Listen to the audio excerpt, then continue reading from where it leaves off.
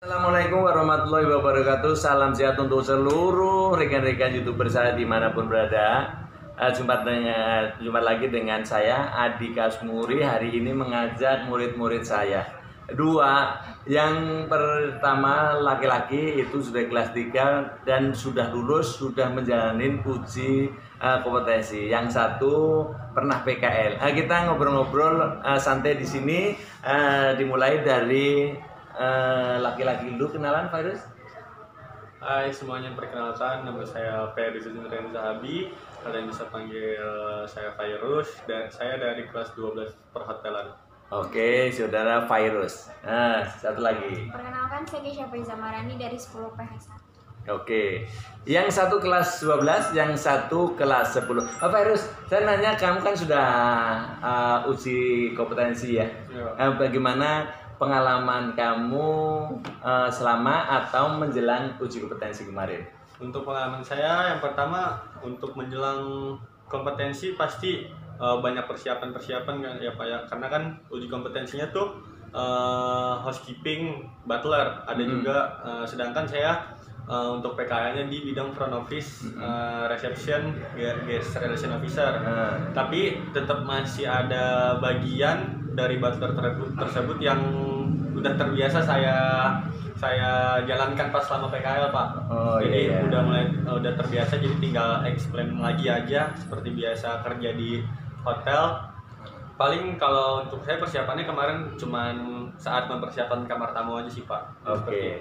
Jadi kemarin uji sertifikasi kompetensi itu okupasi ya? Iya Pak, okupasi. Nah, okupasinya kan okupasi jabatan ya? Iya. Yang diujikan jabatannya apa? Butler Pak. Butler ya? Iya. Artinya butler itu masuk kategori housekeeping department? Ya, housekeeping department, tapi dia ada kaitannya juga sama front office. Jadi untuk di bagian front office sendiri itu mulai dari porter sampai menjelaskan kamar tamu, dan si butler itu juga yang melakukan proses check-in untuk tamunya. Jadi tamunya tinggal ini aja masuk ke kamar. Jadi diambil kesimpulan sebenarnya butler itu kan kamu juga udah PKL ya.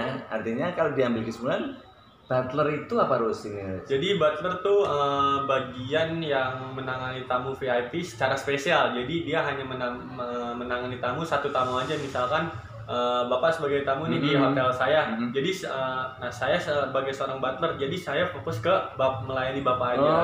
Gitu. Artinya seorang butler itu bisa menangani front office, bisa. Ya. Artinya seorang butler bisa bedding juga dong? Bisa Pak. Jadi butler bisa mengenai housekeeping, bisa mengenai front office dan FB. Ya, FB. Kalau FB nanti dia jatuhnya ke FB service atau waiters. Jadi pokoknya seluruh permintaan tamu yang misalkan seluruh permintaan Bapak itu akan ditangani oleh saya sebagai butler. Jadi seperti itu Pak. Mulai dari pemesanan kamar, pemesanan makanan, nanti kalau misalkan Bapak mau pesan makanan lah, jadi Bapak tidak usah langsung kemana-mana, jadi tinggal menghubungi saya gitu. aja gitu Pak. Asisten pribadi yang karena begitu ya. Bahasa sekarangnya untuk kalau misalkan di luar dunia kan dia asisten pribadi.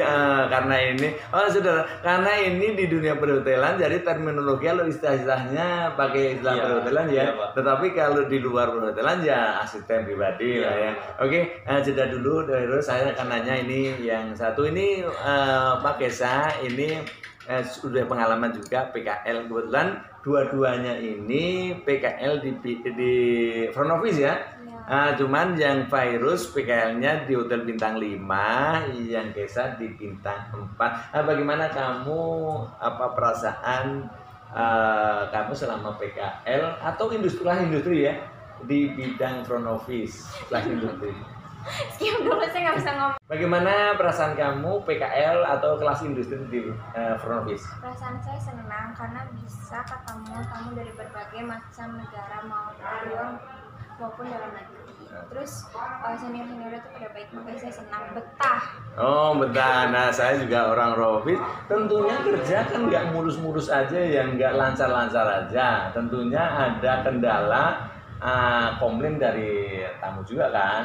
Apakah kamu pernah melihat atau mengalami di komplain tamu? Pernah. waktu itu tamunya komplain karena dia katanya nggak dikirim-kirimin handuk itu, padahal dia udah minta, udah telepon berkali-kali. Oh, telat respon. Iya. Nah, terus gimana kalau terjadi begitu? Waktu itu yang kamu alamin? Karena waktu itu tamunya mau check out, udah mau check out, maka dari pihak hotel minta maaf lewat CR. Oh iya.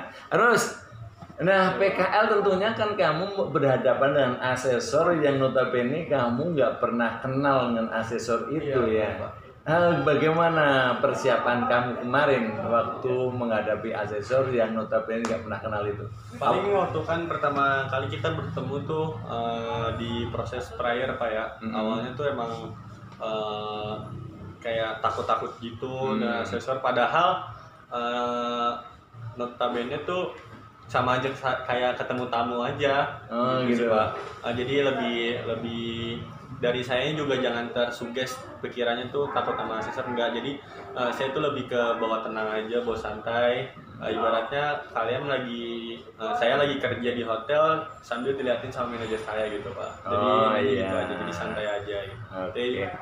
Nah terus ini kan kamu itu kan sudah ada pengumuman kelulusan ya.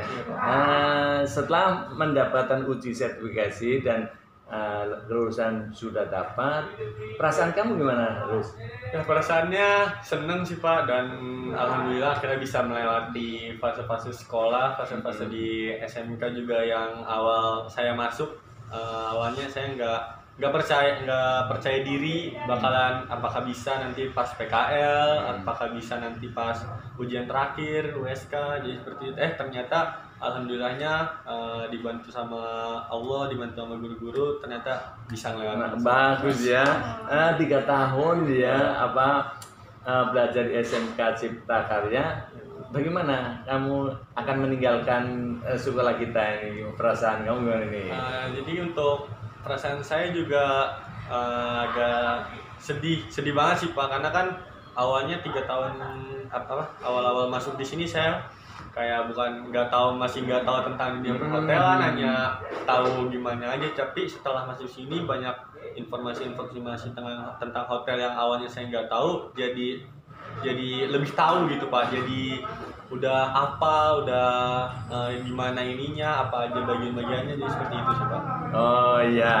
Motivasi ini setelah lulus ini ya, mau kuliah apa langsung kerjanya, karena kamu sudah punya pengalaman dong di dunia perhotelan.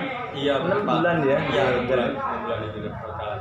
Jadi kalau untuk ini, jadi after saya lulus nanti saya mau kerja terlebih dahulu sih Pak, karena pikiran saya kalau misalkan takutnya kalau saya skip ke kuliah pengalaman saya kurang, jadi lebih baik pengalaman dulu ditambah baru nanti dibarengin sama kuliah Pak. Luar biasa terus, semoga kamu bisa. Kekesa, sudah, saya cuma nanya ke Kekesa ini, motivasi ini kan kamu baru kelas 10, tapi ngeliat kakak kelasnya sudah luar biasa, udah bisa melewati fase ujian sekolah dan uji kompetensi ya. Kamu gimana motivasi ke depannya, ataukah mau melanjutkan di dunia front office khususnya, atau mau beralih di housekeeping atau FB? Nggak mau di front office aja. Jadi tetap di front office. Tentunya Virus punya apa pesan atau kesan selama sekolah di SMK Cipta Karya? Pesannya semoga SMK Cipta Karya lebih maju, lebih baik lagi. Guru-gurunya juga semoga sehat terus, seperti Pak Kas, masih terus bisa ngajar sampai saya nanti sukses balik lagi ke sini nengokin, masih ada Pak Kas. Semoga. Oke. Saudara, jadi Pak Rus ini di samping dia sudah selesai dulunya, dia adalah ketua OSIS ya. Lantas sekarang diturunkan ke adiknya ini ya. Ini sama-sama di organisasi OSIS. Oke, ini tadi obrolan kita bertiga. Semoga ini bermanfaat untuk seluruh bagi siapa saja yang mempelajari dunia perhotelan ya, setara dengan SMK bahkan ke Akademi Perhotelan. Nah, segitu dulu ya. Pak Heru dan Kesa. Akhirul kalam, wassalamualaikum warahmatullahi wabarakatuh. Sampai jumpa. Terima kasih.